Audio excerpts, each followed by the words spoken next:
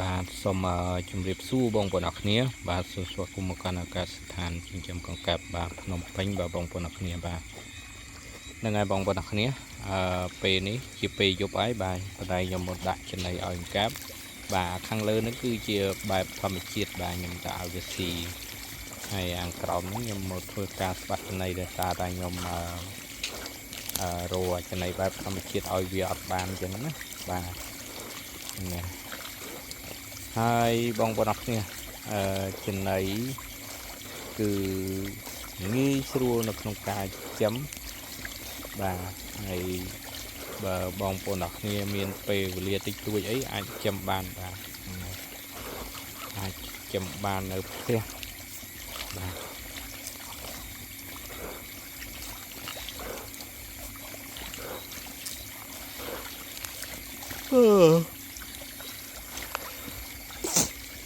បាទងួយដេក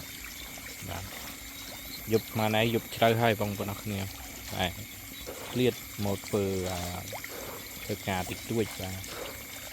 តែដាក់ចំណីឲ្យកង្កែបហ្នឹងឯងបាទ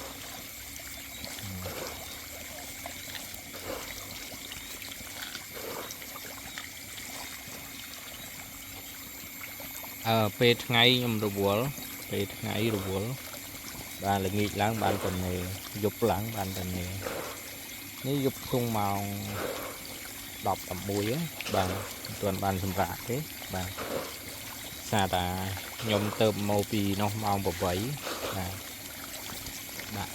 ឥកាត់ទៅម៉ោងជ្រេម៉ោងដាល់ហើយអញ្ចឹងណាបាទ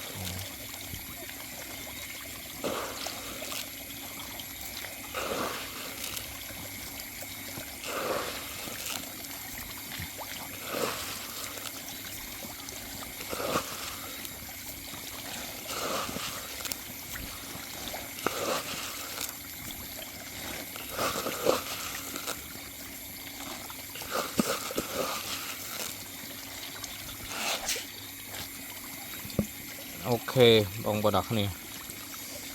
ហ្នឹងហើយកង្កែបរបស់យើងឥឡូវវាសុខភាពល្អហើយការចិញ្ចឹមយើងយកចិត្តទុកដាក់បាទយកចិត្តទុកដាក់ណាបាទហ្នឹងហើយឃើញឈីប៉ុបបាទមានអីទេបងប្អូនអរគ្នាជារៀងរាល់ថ្ងៃហ្នឹងគឺតនេស្រាប់ទៅហើយបាទតនេយើងឆ្លៀតបាទតនេពេលយប់យើងឆ្លៀតពេលយប់តនេពេលថ្ងៃយើងឆ្លៀតពេលថ្ងៃគេថាខំទៅណាបាទខំទៅវាមិនងាប់ទេបាទហ្នឹងហើយនឹងពាក្យចាស់ពោលថាអញ្ចឹងណាបាទខំទៅ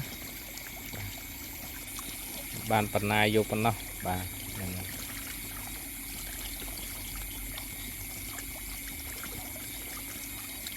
អូខេ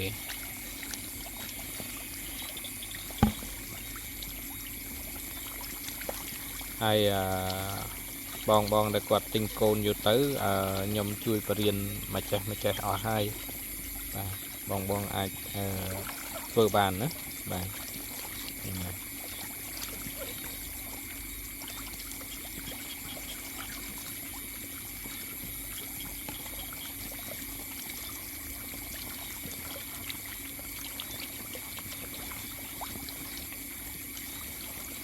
អូខេ